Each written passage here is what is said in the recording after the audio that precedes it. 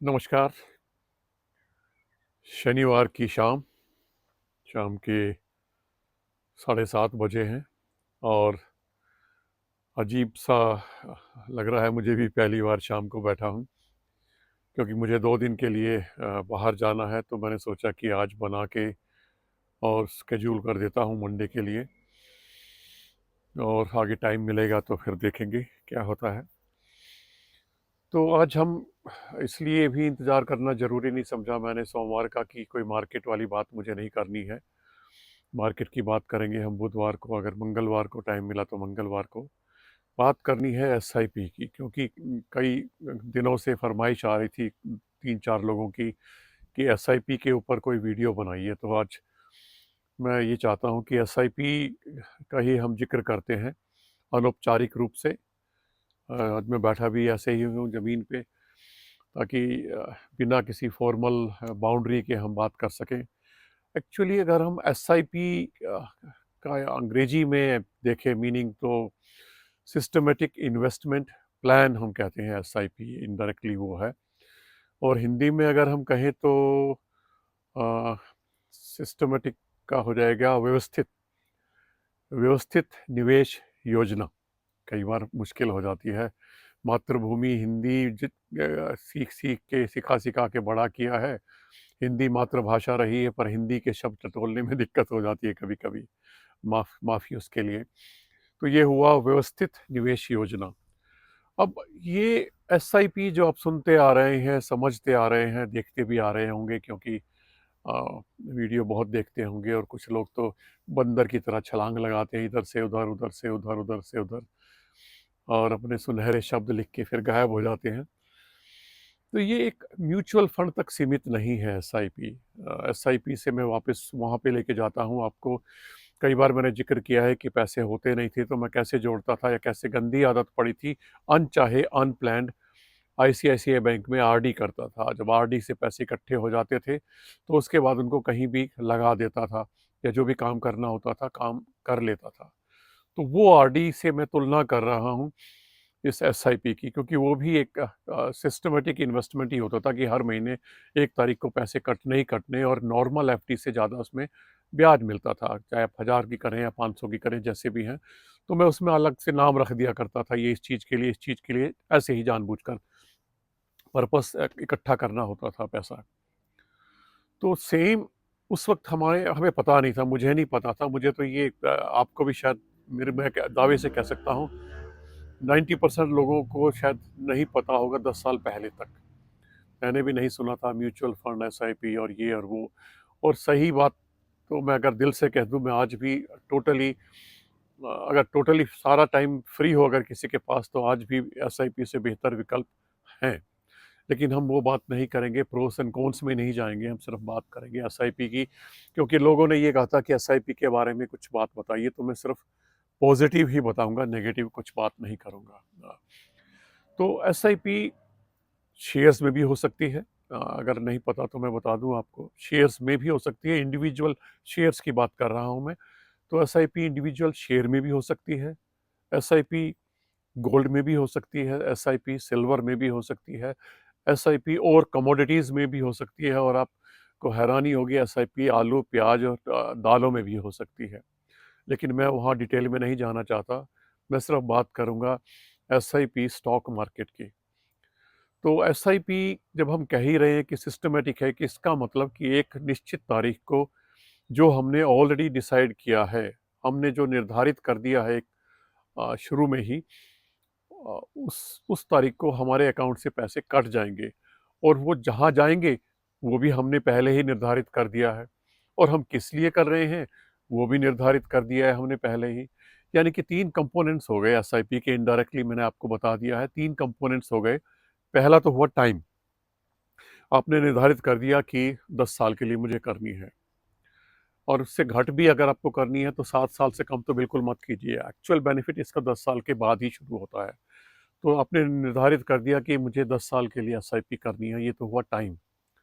दूसरा हुआ कितना करना है, अमाउंट कितना करना है आपने।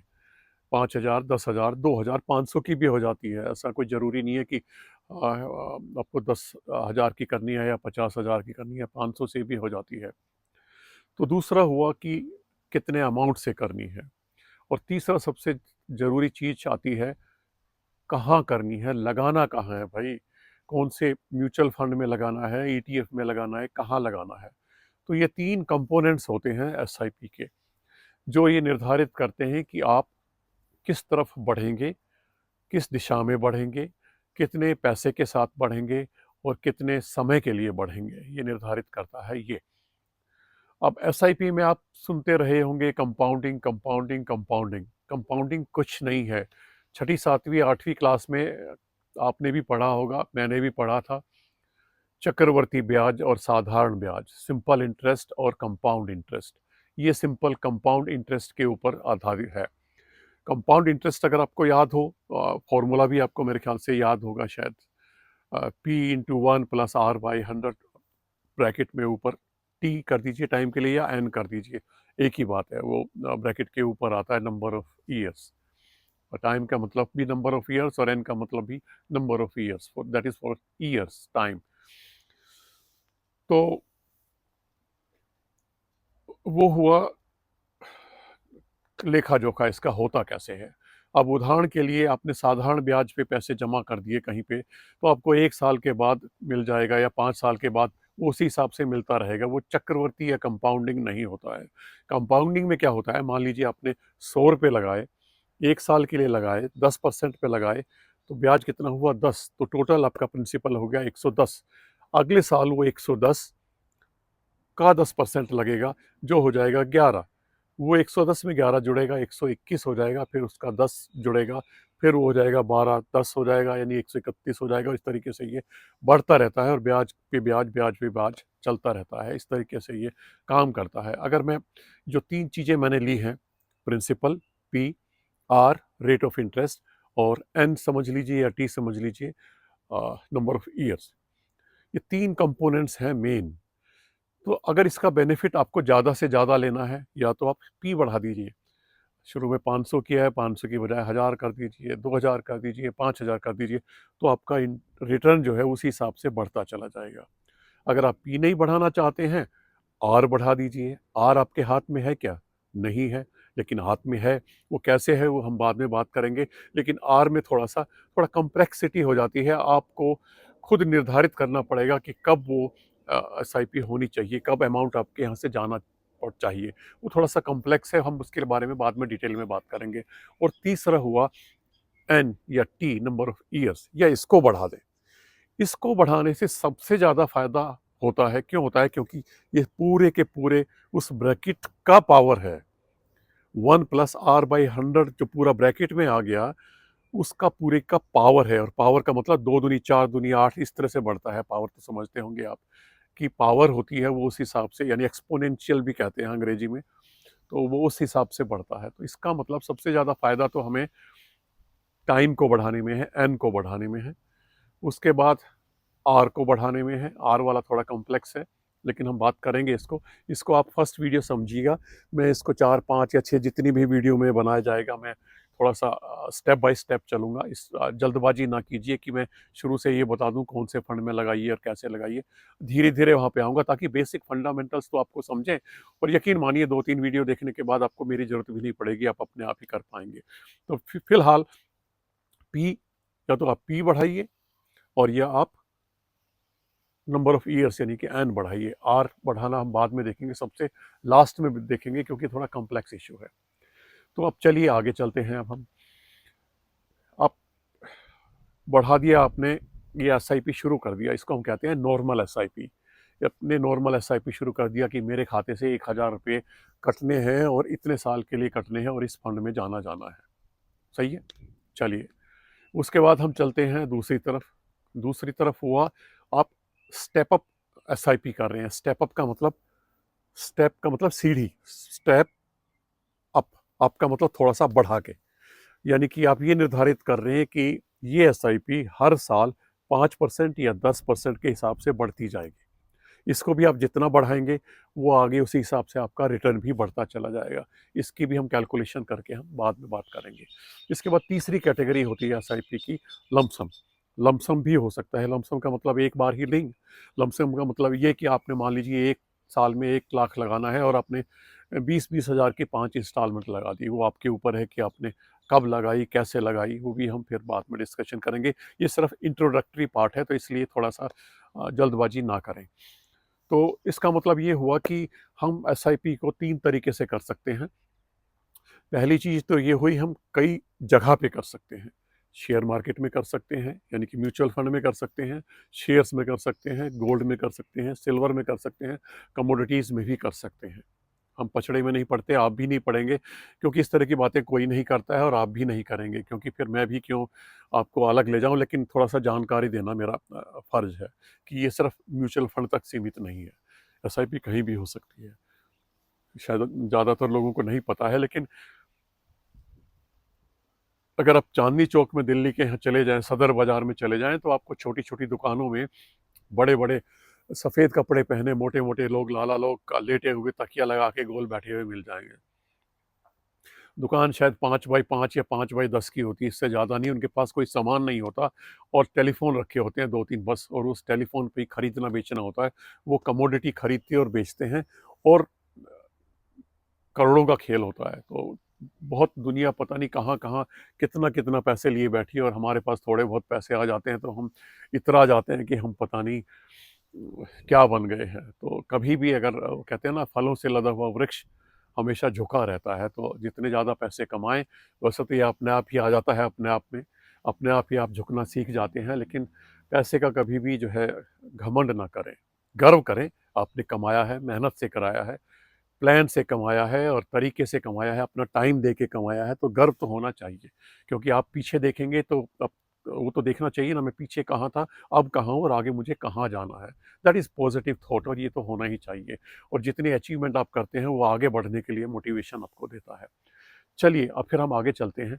तो ये पता चल गया आपको, पी प्रिंसिपल हुआ, या हम आर को बढ़ाएँ या समय को बढ़ाएँ। अब हम थोड़ा-सा और आगे बढ़ते हैं। गोल कई तरह के होते हैं, वो उम्र के हिसाब से बदलते रहते हैं। चलिए, अब हम बात करते हैं शुरू में, अगर आप 20 से लेके 30 साल के बीच में हैं, आपका गोल क्या होगा?